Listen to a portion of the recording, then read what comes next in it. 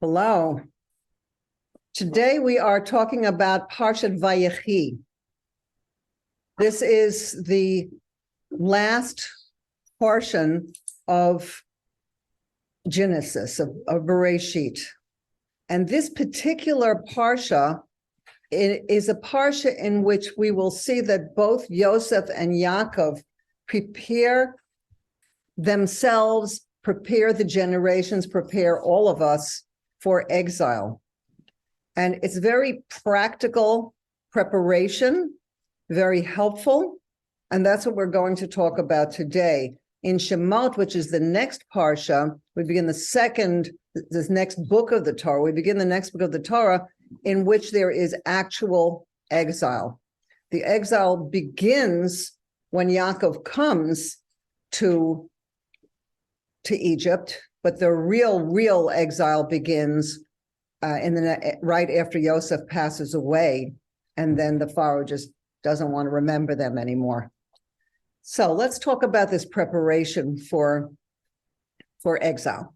So in this week's Torah reading in Vayechi, it tells that when Yosef presented his two sons, Ephraim and Manasseh, to Yaakov for him to bless them, Yosef had two sons when he was living in Egypt before his father and family arrived. And Yaakov places the two sons in front of his father so his father can bless them. And he put Yaakov, we see that what happened was that Yosef put the firstborn Manasseh next to his father's right hand and puts Ephraim next to his father's left hand because he's the secondborn. And then we're going to understand what happens here. Yaakov crosses his hands and puts his right hand over the younger son, over his head, Ephraim, and his left hand, which would be the second one, over Manasseh. And this, Yosef, it says it displeased him. He told his father, no, this one, Manasseh, is the firstborn. Place your right hand on his head. And Yaakov answered him, I know, my son, I know. He will also become great, meaning Manasseh, yet his younger brother will become greater than he. And he placed Ephraim before Manasseh. So we need to understand the meaning of the order of Jacob's blessings. But before that, and in some ways parallel to that, let's understand more about Yosef's life process.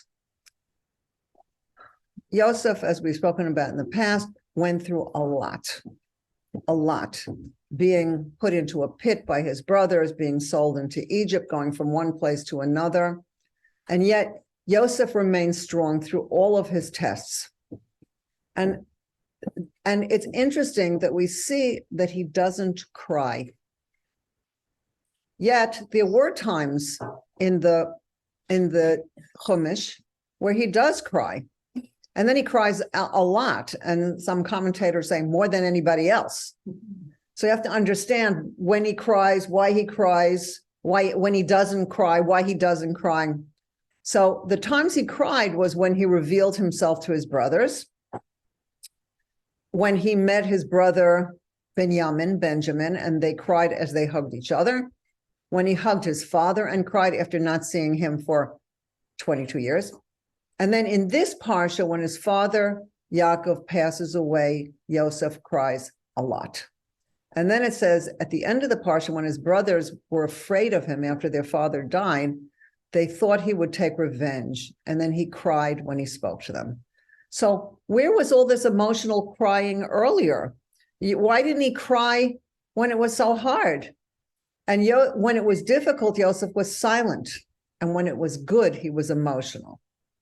So the Midrash does say that he did cry when his brothers put him into the pit. He was afraid for his life, and the Midrash shows it, but the Torah hides it.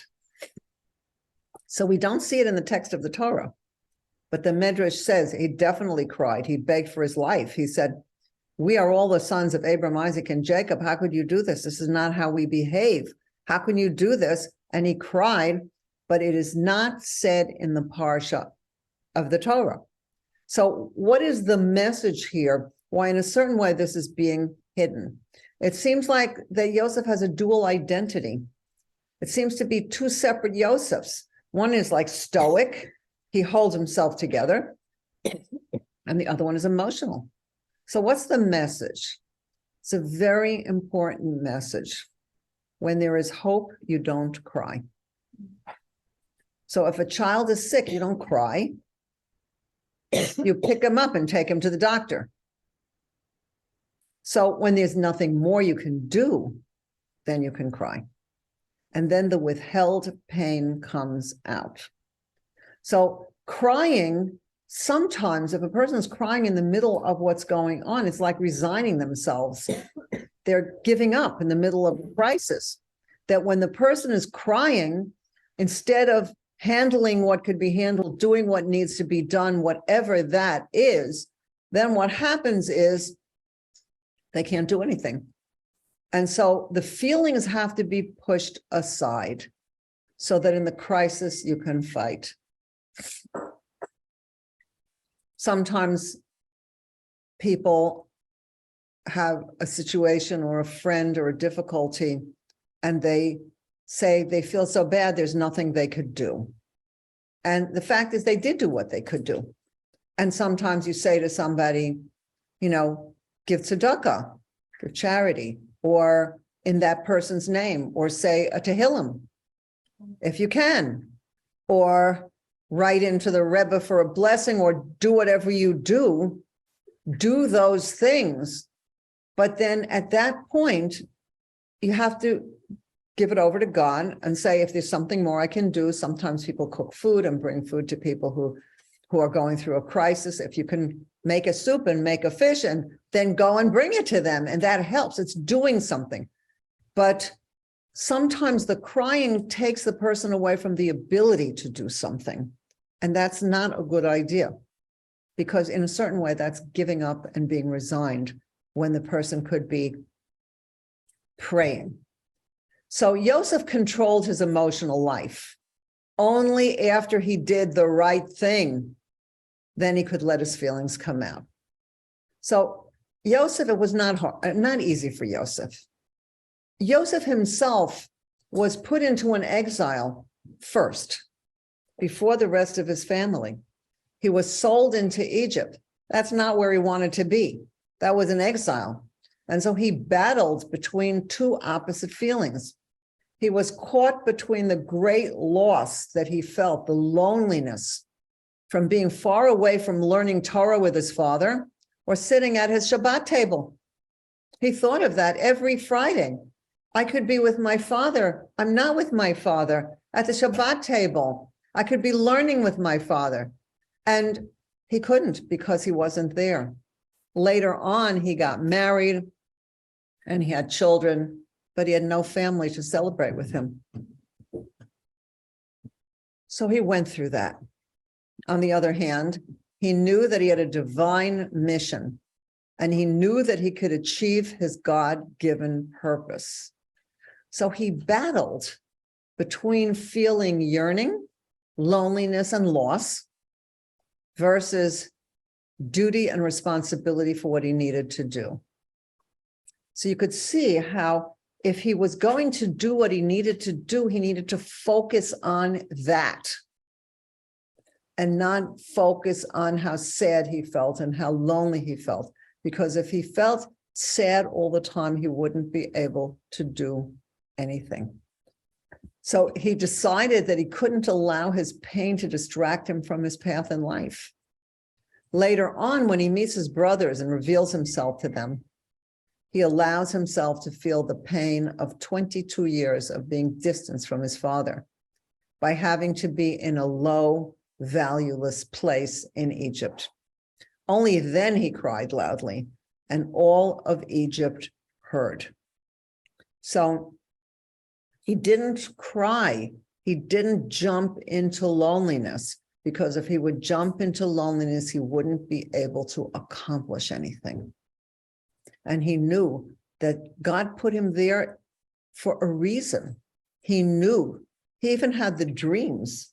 So he knew that God was, so to speak, stationing him someplace where he would be on duty to perform his mission. And he knew that if he just felt bad that he wasn't with his father, with his family, if it wasn't the way he wanted it to be, he wouldn't be able to do anything. He'd be sitting and crying all the time. So he didn't do that. He just kept strong. When Yosef met his brother Binyamin, they hugged each other and cried. And each one, it's very interesting. They hugged each other and cried. Now remember, Binyamin was the other brother that he had from his mother. These are the two sons, Yosef and Binyamin are the sons from Rachel. And why were they crying? Because they missed each other? Rashi said they had prophetic vision, and each cried for the future pain of the other, because the Mishkan would be kidnapped and put someplace in the area where one lived, and the Beit HaMikdash would be destroyed in the area in which the other one lived. So they saw the future and they were able to cry. But coming back to what we're talking about, why did they cry for each other and not for themselves? The Rebbe says that for yourself, you do everything you can to avert a negative situation. That is what you have to do for yourself, not cry. But for the other person, you can feel empathy and cry. So this is very strong. It's saying that we have to do what we can for ourselves and not be resigned and not cry. That doesn't mean you can never cry, but when crying takes over everything, basically you gave up. And we have to know that God is with us all the time and everything can change. So we have to hold that. So we learn from Joseph's determination and struggle to stay strong and keep going forward, not giving in to pain or loneliness, making every effort to do what he could to fulfill his mission. And only after his succeeding, he allowed himself to express his feelings. Does that mean that he never, ever cried? It doesn't mean that. But it means that he didn't get into it. He didn't get into those feelings of loneliness, pain, lack, because would he get up again? He could sit there in that. It's very interesting. We shouldn't be tested, but the laws of Jewish mourning are after 7 days of mourning, a person gets up and has to take a walk around the block and stop sitting Shiva.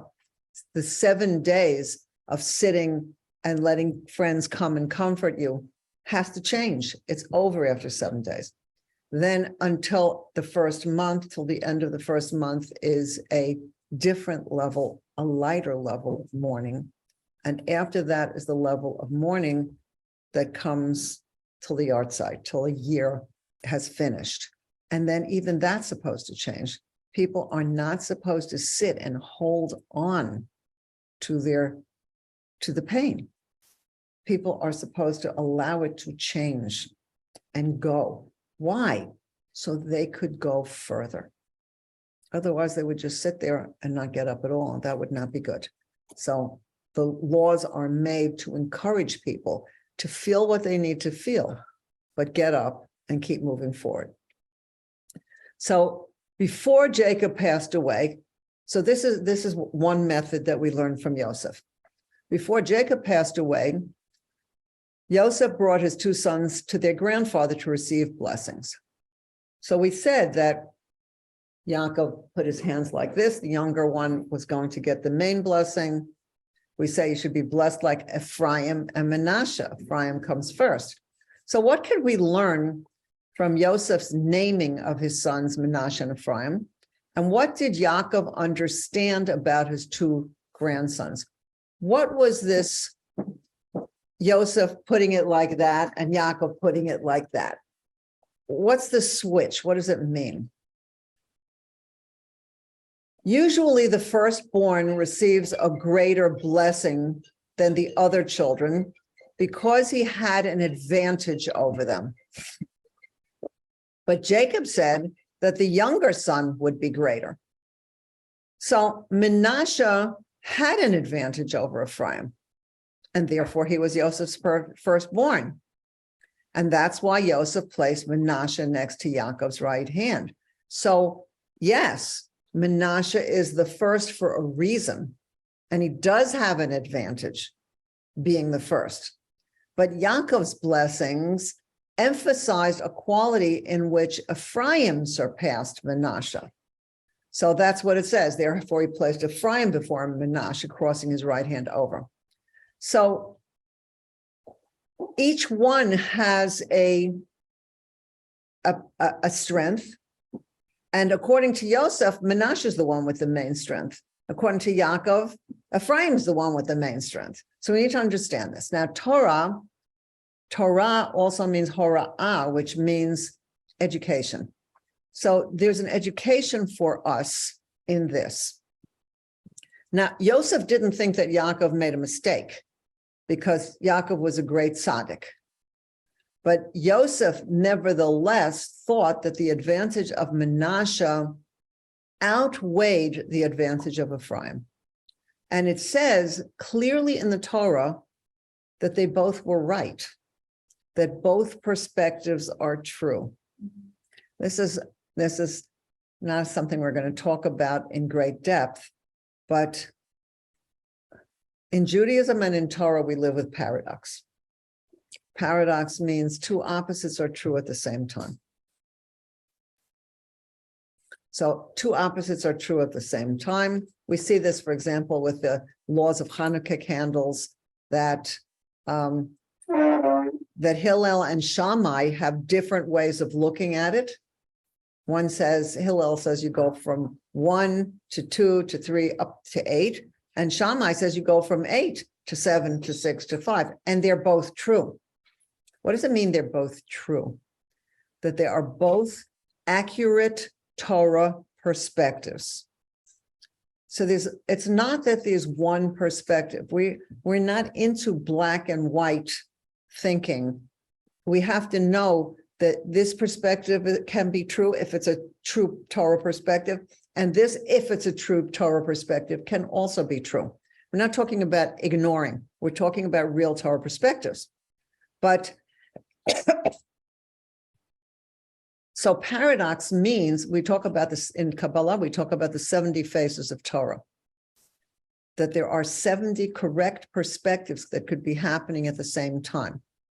For those who know a little bit of Kabbalah, we talk about Chachma, Bina, Dat, Chesed, Gevurah, Tiferet, that there are 10 sfirot.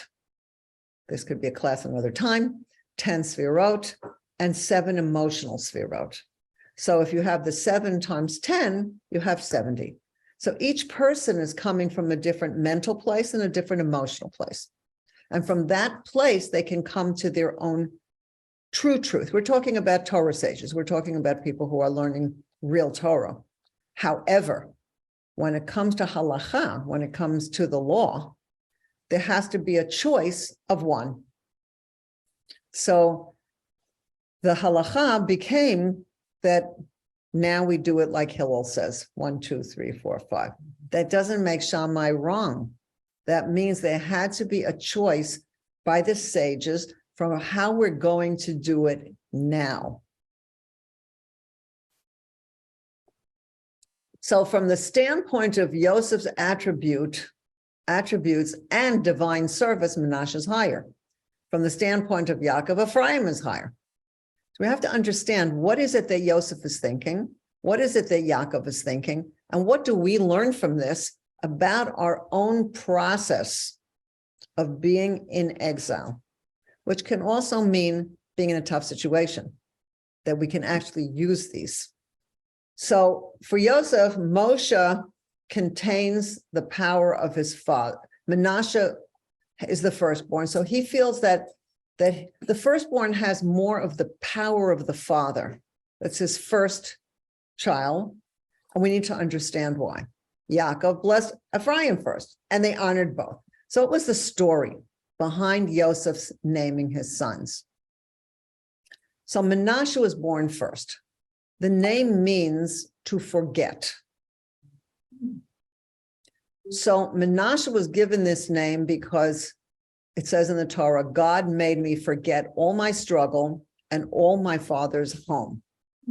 So because he was in exile, there was a threat of assimilating into what he saw around him, that he would be affected by everything, that he would forget who he is. And so Menashe, giving the name Menashe, is the recognition that the pressure of the exile environment is to think like an exile thought and like an exile way. And Yosef was struggling with his great yearning not to forget and to remain connected with his father's home. So he was struggling not to forget. He was struggling to remember and be connected. He needed to remember who he was in order to be able to continue in his life's mission. So he named his son to remember. Menashe was a constant support to his father, reminding Yosef that to stand stable in himself, he could never forget who he really is. Very important to stay stable, not to be affected by everything that's going on around us. We need to know who we are, where we're coming from, and stay stable in this. Later, Yosef had a second son. Ephraim was given this name because Ephraim has to do with the word fruitful. God has made me fruitful in the land of my oppression. Ephraim is a name of praise and thanksgiving to God. So Yosef knew that he was like a ladder connecting heaven and earth. He kept his purity, which is like heaven, because he stayed in the Menashe name, where he stayed connected to his father the whole time, while he was on earth doing his duty. So he was fruitful in accomplishing his life purpose. So because Yosef had Menashe first, he could go forward and have the confidence that he would succeed in his mission. And both names express the feelings which the descent to Egypt evoked within Yosef. And each name has an opposite thrust, holding on to where he's coming from and being grateful for what he is accomplishing. So the question becomes, which one is more important? So these two are divine concepts that we experience in our divine service in exile. So one is putting the emphasis on not being affected by the surrounding environment, by remaining in touch with our Father's home, with the situation in which he lived before his descent into exile. This is one reason why we learn Torah again and again and again. So we know where we're coming from. We're the children of Avram, Yitzchak, Yaakov, and the tribes. That's who we are. And when we read it again and we learn it again and we hold on to it again, then we know who we are and we know where we're coming from. So a person always needs to remember who he is. Very essential. In the second mode of service, he's less concerned with remembering his father's home. Instead, he's working to illuminate the darkness of the exile with the light of holiness. In other words, that what can he do now? What is his mission? What is his mission? And we see the example in the jail when he met the butler and the baker, and he said, "Why are you so sad today?" What was he doing? I mean, who was happy there? Nobody's happy exactly to be in prison, but he noticed what was going on. He saw that they were unhappy every day, but on that day, it was something worse. So he said, and this is the Baal Shem Tov speaks about this a lot, if you see something, it may have something to do with you in one way or another.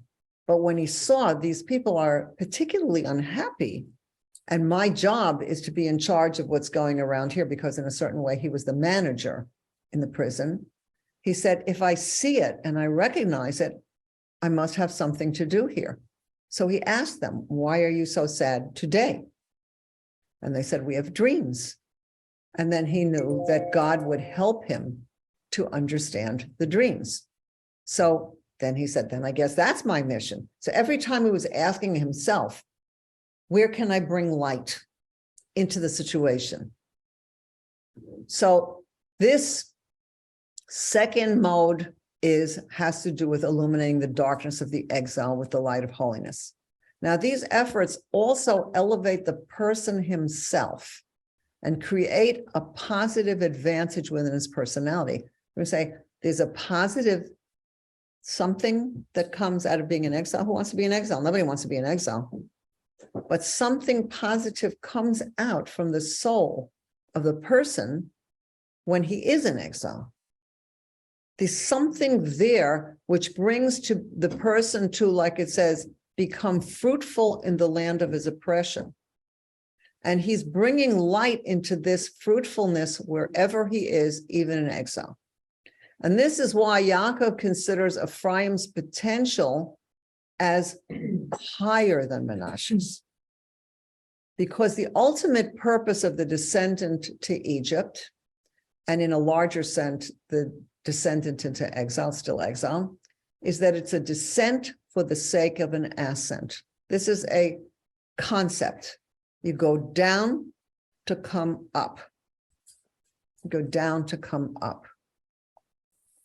A young man that I know was experimenting with drugs, and he was not in the best shape. And his father brought him to a center where he could get help. And his first year there was a center where he worked on himself, 12-step, to get clean.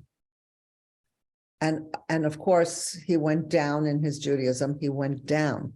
Now, this is not something that we want. We don't want to go down to come up. But his parents had faith in him. The family had faith in him that he could come up, that he would come up. And they gave him a lot of love. And then in the second year, he said, I want to get back to my connection to God. And he went to a yeshiva. And he started to come back because the descent was for an ascent. In other words, even though he grew up with a lot, but it didn't kind of register, which is why he looked into the drugs in the first place. But once he got to that low place where he said, I need to really get myself together, 12-step and all that he did, he completed his second year, sober as they call it, and now he's going up, up, up, one day at a time, as they say. But when somebody goes down in a situation, it's very important not to give up on them, not to just sit and cry all the time and give up, but to have the faith that they will come up, to have the faith that God can change anything at any time. So for Yaakov, the whole picture is that Yaakov knew the descent was going to happen into Egypt, into exile. So for him, the ascent to reach the purpose of bringing light into the world is why you go into exile in the first place. But nevertheless, Menashe is still the firstborn. So to accomplish divine service in a revealed way, in an active sense, Menashe has to come before Ephraim. The ultimate intent, though, is the ascent that will take place after the descent, the divine service of Ephraim. So the descent of exile, so I have to get this a little clearer. The descent of exile is expressing the deeper inner power of the soul, which is not limited. The discomfort of exile presses out a depth that would not be otherwise needed. Sometimes when people live in great comfort, may we all live in great comfort and bring light out in the comfort. But sometimes when people are very comfortable, they don't think very much. Everything's great. They're completely happy to be where they are. They don't realize that they're still in exile and that that's not good for them. So when they realize they're in exile, then they feel the pressure to help the soul influence the surroundings, to elevate them to his level. In other words, he's identifying with his soul, not just his body. And he says, we have to transform the darkness of the exile into light. What can I do in this moment? As that young man said, one day at a time, that we can have a mission. What is my mission here? What can I do? So exile is just the catalyst for the deeper level of soul potential to be expressed in its divine service. So this makes the exile a positive influence because the soul will go to a higher level. So both brothers are Joseph's sons. Menashe is bringing out the power of the soul to continue its divine service, wherever it would be, by pushing away the darkness. Ephraim brought out the higher quality of light, which is drawn out from the darkness itself. Sometimes we have to say no to something that is just dark and we don't want it. It's not Torah. It's not what we're here for. I have to just push that away. So sometimes this is a no, and then it's a yes. So since the higher level is reached through the positive quality of the transformation of darkness, Ephraim is mentioned first in Yaakov's blessing, and therefore he placed Ephraim before Menashe. Let's see why. So for Yosef, who is going through this 22 years of crisis, Menashe was essential first to push away the darkness so he could focus on his mission. For that, it had to take the primary focus. It's very interesting that for some people, it's a big test not to go to the beach on Friday afternoon in the winter, when you might not get home on time for Shabbat. So it's a test to be able to say, no, no beach now. No, that right now, that's not going to bring light into the world. That's going to bring dark into the world. I can't do that right now. Yeah, there's another time I could go, or maybe in the summer when the day is long and there's no question about getting back. But right now I have to say no before I could say yes. That is Joseph's picture. For Yaakov, the perspective is the continuation of the work of Avram and Yitzchak. He is the third patriarch, Abram, Isaac, and now Jacob. And through all the tribes, his perspective is different. He has an overview of why we go into exile. And he's saying that our job is to bring out the light through the exiles that would come, the fruitfulness that would come out through the divine service of the exile was how the world would become a place of light and godly revelation. So for Yaakov, he's saying, I have to focus on the good that's going to come out. So Yaakov said, and now the two sons born to you in the land of Egypt, before I came to you in Egypt, are mine.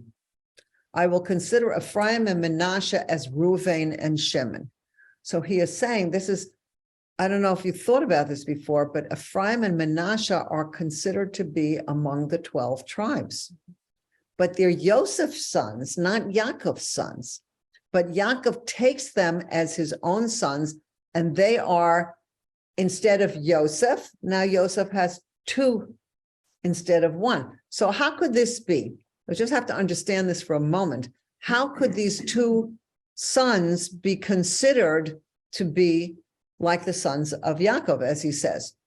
And the answer to that, just to understand this detail, is because Levi, who is one of the 12 sons, who becomes the progenitor of the Kohanim and the Leviim, he is not considered to be counted among the 12 tribes.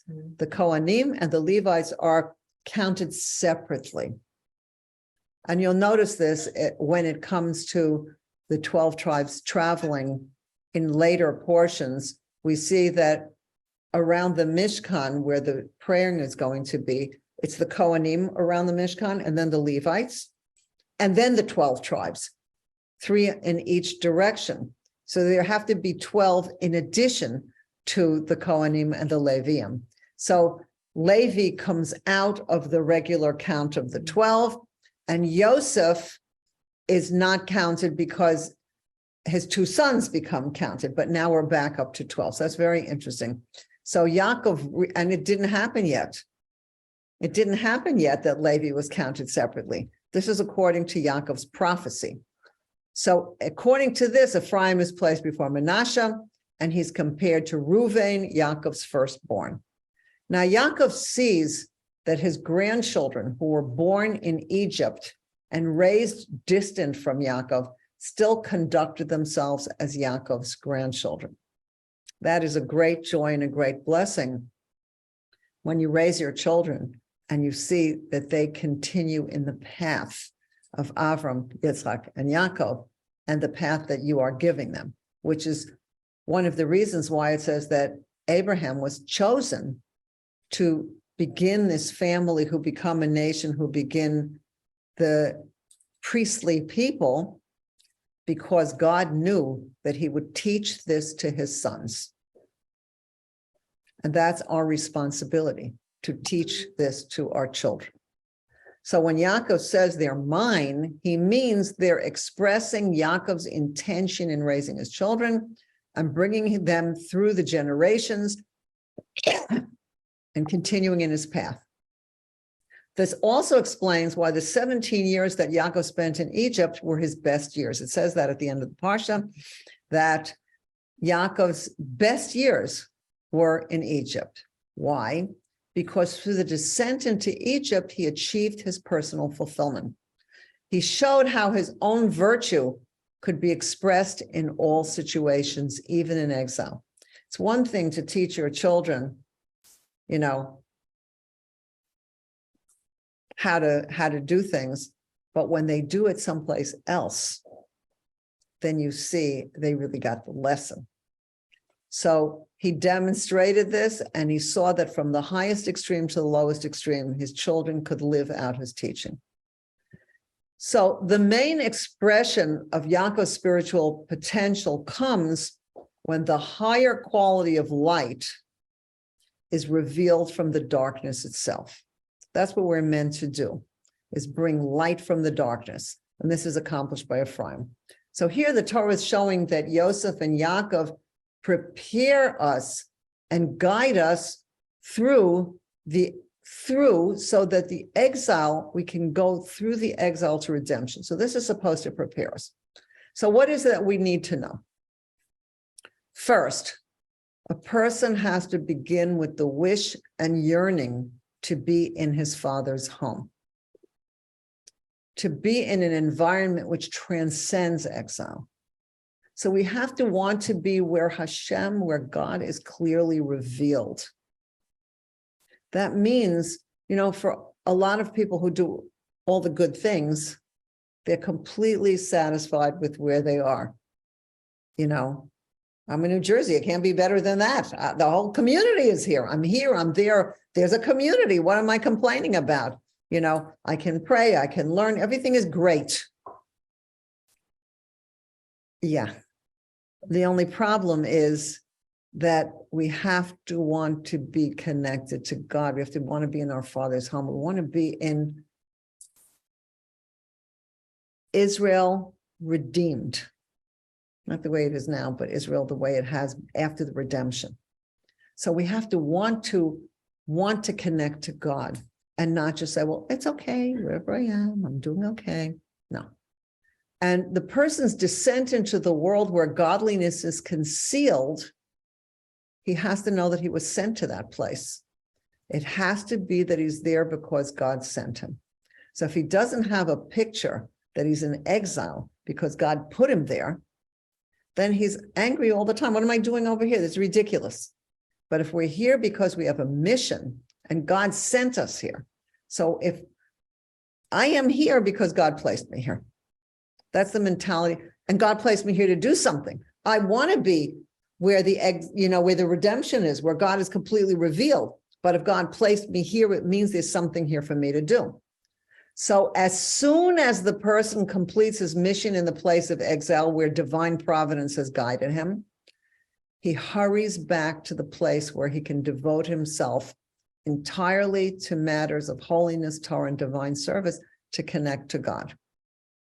This is very essential. During every day, praying, saying blessings is a way of, we call it ratzo b'shov, running up to God. And then saying, you still want me to be here and do something? Okay, so I'll do what I need to do here. And then we run back up to God. And Shabbat is also a way of running to God, that we finished our work during the week and now we run into Shabbat. But it's also when the light is shining, the light of the exile, from the exile comes out, then God will show us the redemption, and we're going to know how to really, really connect in the deepest place. Nevertheless, throughout the time that a person is involved in his or her mission in exile, he can't just be content with the divine service of Menashe. Can't just say, it's fine the way it is. It's good, you know, the cholent is good, like they say. Everything's fine. No, we have to know that there is more.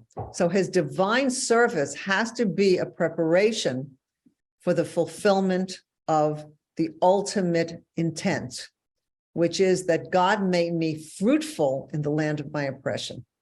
That's the name of Ephraim, that we're here to accomplish something. Illuminating the darkness of exile with the lamp of mitzvah and the light of Torah. That's our job here. Until the darkness is transformed into light. And what it says is the night will shine as the day. So the darkness will shine as the day. So it's not enough just to hold on. We have to move forward. All of us, shining the light of our missions into the world wherever we are. And then the whole world will be filled with the light of redemption. Amen. So may that be immediately and with blessings. May we do what we're here to do.